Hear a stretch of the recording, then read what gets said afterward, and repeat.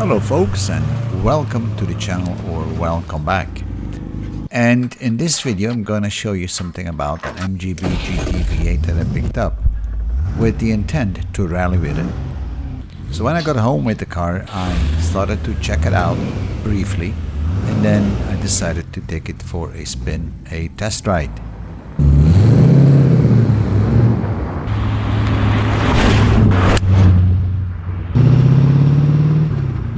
When I got back, I noticed it had a lot of issues. It would not accelerate the way I expected it would accelerate. It was a bit jerky, so I changed the carburetor with an Edelbrock carb. I also installed a fuel pressure regulator, and I checked the vacuum. In fact, I did a quick checkout on the entire carb, and I double checked the ignition, and as you can see, we got some pretty bad conditions on the ignition, but nevertheless I was able to retime it. While I was at it, I also checked the compression, and that turned out to be okay across the 8 cylinders. There was about half a kilogram of difference between them. I also felt that the suspension wasn't right, so I took the wheel spacers off. I double checked the brakes for the run out, and then it was time to have a serious check on the front part. Nevertheless, I also noticed some cooling problems, so all that had to be fixed. So I decided to put some louvers in the bonnet and then pay my attention to the front suspension squeaks. Now the front suspension is already modified. It's what we call a Costello suspension, because normally you don't have these coilovers in the front of an MGB GT. So I had to make some adjustments on that. So I turned some nylon bushes just to get this play off that Costello suspension and get rid of the squeak.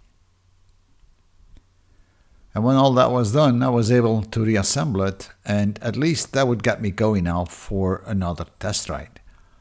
But as always, there are always little problems, so I had to cut out some more metal on one of the supports because that was not sitting in the right spot. I painted the Costello suspension, reassembled it all, making sure that it had sufficient play. Now most issues were now fixed, and it was ready for the next test ride.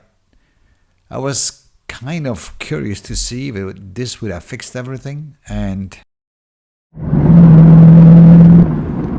for a rally, I had to tow it back with my car. There's nothing as bad as breaking down on a regularity rally.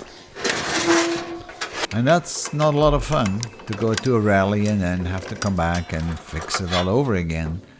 So I decided to give it a full check.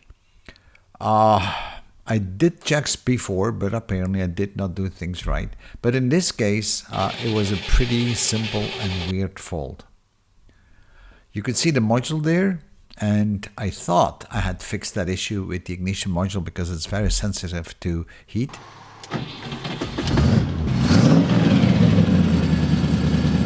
But it wasn't that ignition module. I had actually a bad rotor, and you will see it arc here, so it should never arc towards the insulation, and it did.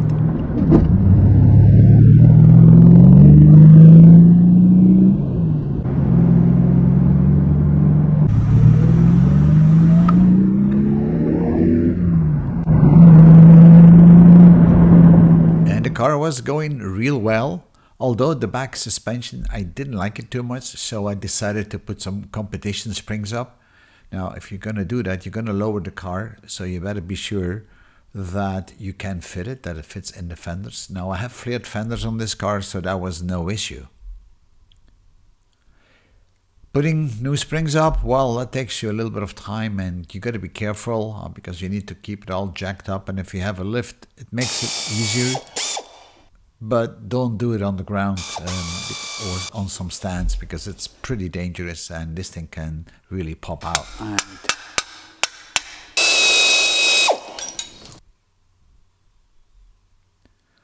I think I spent about 3 hours on this to put that new suspension in, and also put new bushes up, new rubbers, new plates, and then of course I greased everything. Well, I shouldn't say really grease. It's kind of Vaseline, but then acid free, specifically for those bushes. And I went for some more rigid bushes, so I have less play on them. Then I was putting back the shock absorbers, and as you can see, even in the back, we have new shock absorbers, which you typically don't have on this type of a car. Now then it was time for the front. The steering wheel had a bit of play, so I decided to have a new steering rack, and actually I decided to rebuild the complete front of the MGA. So I will be lowering down the cross member and all the components of it. It's not a job I would like to do again, because there are a lot of difficult places to get things in and out, and as you could see there, I couldn't get the steering rack out just because the engine was in the way, because this is a V8, it's a modified car. So here I'm lowering down the complete front cross member with all the parts on it. I already took the wheels off and the wheel hubs. So now we're going to rebuild this whole thing. And I used all brand new parts for most of it. And this is the actual cross member.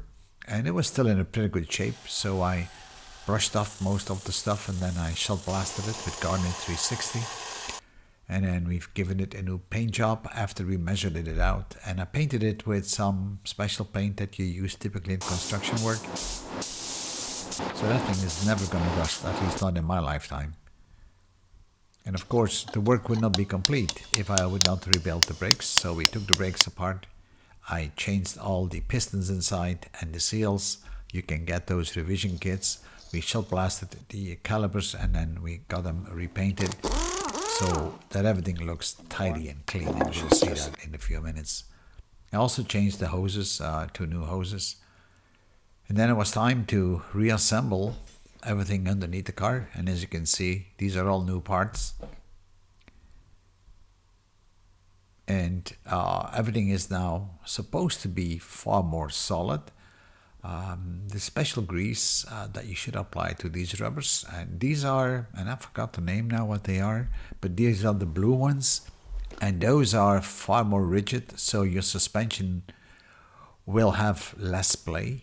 So that is not as comfortable, because you will feel every vibration of the road, but it's going to give you a far more precise steering and a far more precise road holding.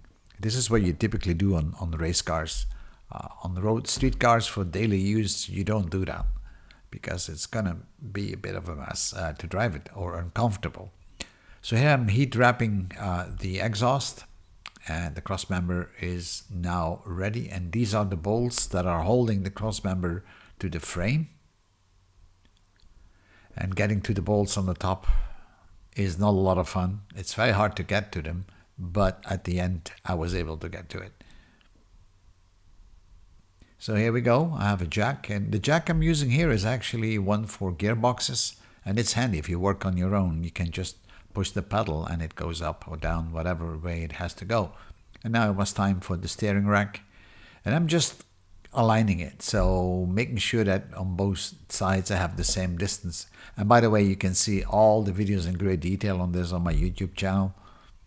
So now the steering rack has gone in, the subframe is already in, so I'm tying things down now. Now it's time for the actual suspension, and that is including the Costellos that we double checked again, and the springs.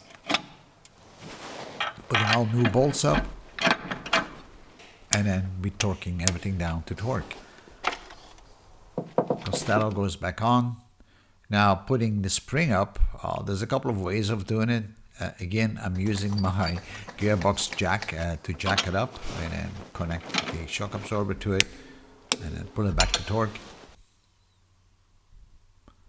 And here we have the, let me call it the upright of the wheel hub. So even that got renewed with new bushes and new rubbers. And then at the end, we filled it up with grease.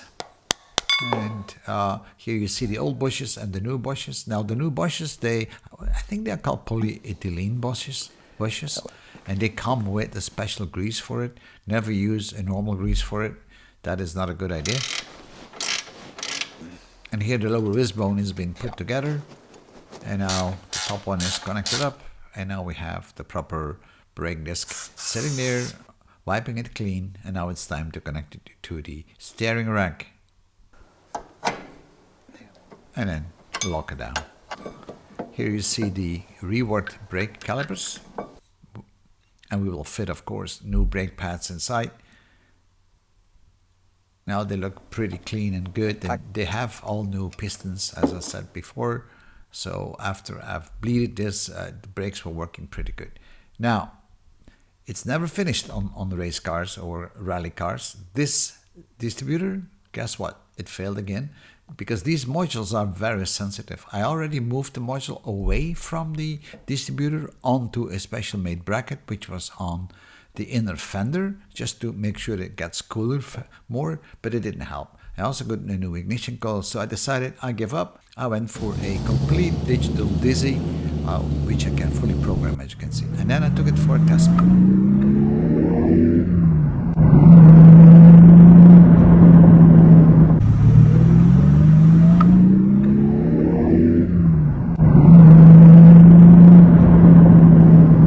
And now the car was really ready. It works like a champ.